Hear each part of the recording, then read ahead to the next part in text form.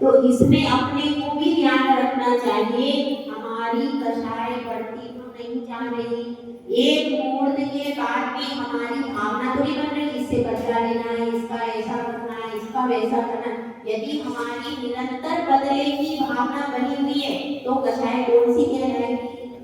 अनंतानुबंधी। और यदि आपने 6 महीने में भी निराकरण कर दिया तो अब आप कौन सी कषाय होगी आपकी? अप्रत्याख्यानावरण। और यदि आपने फिर 15 दिन में कर दिया तो कषाय कौन सी हो गई? प्रत्याख्यानावरण। और यदि अंतर मुहूर्त में ही अपन शांत हो गए तो मगर ऐसा नहीं, ऐसा नहीं, आप ऐसा बता रहे हैं पर वास्तव में ऐसा नहीं है। यही आपको निराकरण बता रहे कि वह अगर आपकी अंतर मुहूर्त की कषाय की इसमें मैक्सिमम लिमिट बताई, पर यदि आपने अंतर मुहूर्त पर्यंत क्रोध किया तो आपकी कषाय संतुलन नहीं हो जाएगी। मैंने इसीलिए पूछा, अगर आपने अंतर मुहूर्त पर्यंत क्रोध किया तो आपकी कषाय संतुलन नहीं होगी। क्यों नहीं होगी? क्योंकि उसके साथ में चारित्र होता है, संतुलन के साथ में। आपके पास है क्या? यहाँ पर यह बताया गया है कि जो कषाय है, कषाय अधिकतम इतनी रहती है, तो लेकिन उसके साथ में आपके परिणाम, आपका गुण स्थान भी देखा जाए। खाली आपने सोचा कि अरे भाई हम तो 15 मिनट में हम तो साथ जाते हैं, हमारी संतुलन कषाय हो, आपकी नहीं हो पाएगी। क्यों? वह जो मुनिराज के होगी, उसके साथ में और भी सारी कंडीशन है, अकेले कषाय ही नहीं है, और भी चीजें हैं, उसमें चारित्र भी है, अनुव्रत महाव्रत आदि चारित्र है, वह भी होना चाहिए। अकेले कषाय से ही काम बनता। हाँ, आप अभ्यास कर सकते हो कि मैं अगर मेरी कषाय है तो मैं कषाय को कम करूं, तो वह उसी कषाय में आपका लेवल कम हो जाए, उसी में आपकी तीव्र कषाय होगी तो मंद कषाय हो जाएगी। लेकिन जो अगले गुण स्थानों में कषाय होती है, अगर आपने अपनी कषाय को लिमिट किया तो आपकी कषाय उस नाम वाली कषाय नहीं रहेगी। ठीक है, तो यहाँ पर यही एक बार इसको रिपीट कर लेते हैं। इसमें बताया गया है कषाय का वासना का, वासना का अर्थ क्या है? वासना का अर्थ है संस्कार। कषायों का संस्कार कब तक बना रहता है? मैक्सिमम लिमिट, उसकी अंतिम सीमा क्या? अंतिम सीमा। जैसे कहीं एडमिशन कराते हैं तो पहले पूछ लेते हैं लास्ट डेट क्या है भाई, तो बता देते भाई लास्ट डेट ये है, इसके आगे आप फॉर्म भर देना, इसके बाद आप फॉर्म नहीं भर सकते। तो इसी तरह से ये इसकी लास्ट डेट, यदि इस लास्ट डेट से आगे चले जाएंगे तो कषाय दूसरी आगे वाली हो जाएगी।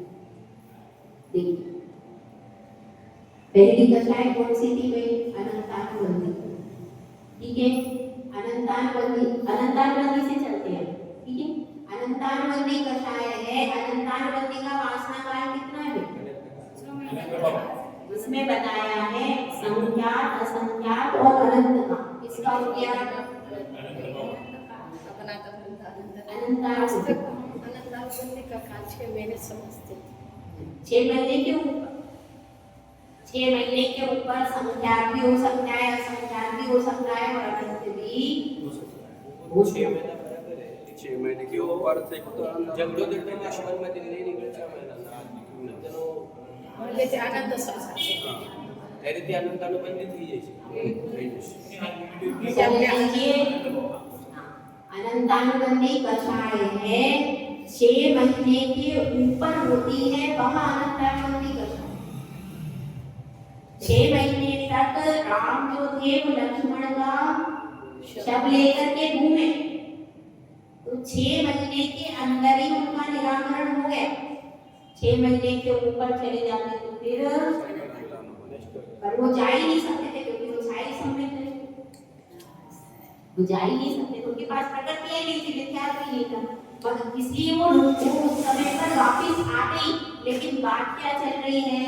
6 महीने के ऊपर जब अपन होते हैं तब वह अनंतानुबंधी की श्रेणी में आती। उसके बाद कौन सी कक्षाएं बताएंगे? अप्रत्याख्यानावरण कषाय, यह कषाय। और अप्रत्याख्यानावरण कषाय की मैक्सिमम लिमिट कितनी होगी? 15 दिन 15 दिन 15 दिन 15 दिन बताइए। 15 दिन उसकी मैक्सिमम लिमिट है। यदि आपने उस कषाय की मैक्सिमम लिमिट को क्रॉस कर दिया तो आप 6 महीने प्रत्येक अंक 15 है। प्रत्येक अंक 15 6 महीने। अप्रत्याख्यानावरण कषाय का काल कितना है? 6 महीने।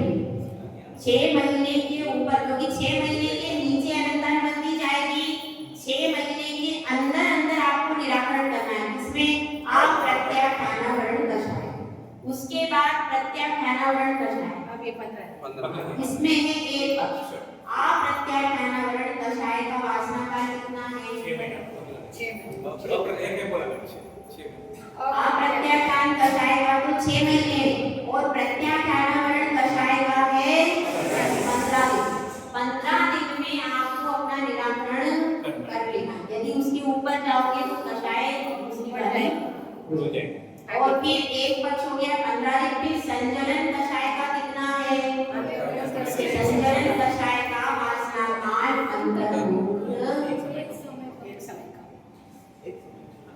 अंतर्मुहूर्त बताया। अंतर्मुहूर्त में एक समय कम नहीं, 48 मिनट में एक समय कम। अंतर्मुहूर्त तो है, अंतर्मुहूर्त का मतलब है मुहूर्त के अंदर। तो 48 मिनट का एक मुहूर्त होता है, तो उस मुहूर्त के अंदर, उस मुहूर्त के पूरा मुहूर्त होता है तो फिर मुहूर्त लिख देते। अंतर्मुहूर्त का अर्थ है मुहूर्त के अंदर। इसीलिए मैंने क्या कहा, एक समय कम होना चाहिए कम से कम, और कितना भी हो जाए, लेकिन एक समय कम होगा तभी वह अंतर्मुहूर्त की श्रेणी में आ जाएगा। ठीक है। अब एक बार दोबारा इसको दोहरा लेते हैं दोनों चीजों को। कषाय का कार्य किसको? कषाय का कार्य बताइए। पहली कषाय कौन सी है? अनंतानुबंधी क्रोध मान। वह क्या कार्य करती है? असंख्यात कार्य पूछा है।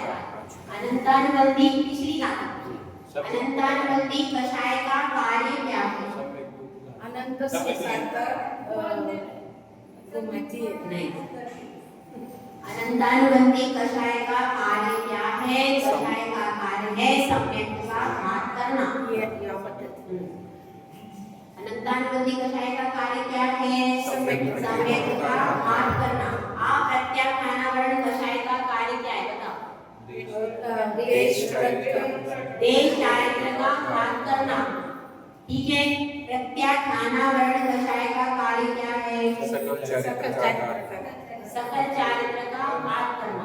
और संचलन कषाय का कार्य यथाख्यात चारित्र का जो घात करती है। अब इसको, इस गाथा को भी एक बार रिपीट कर लेते हैं।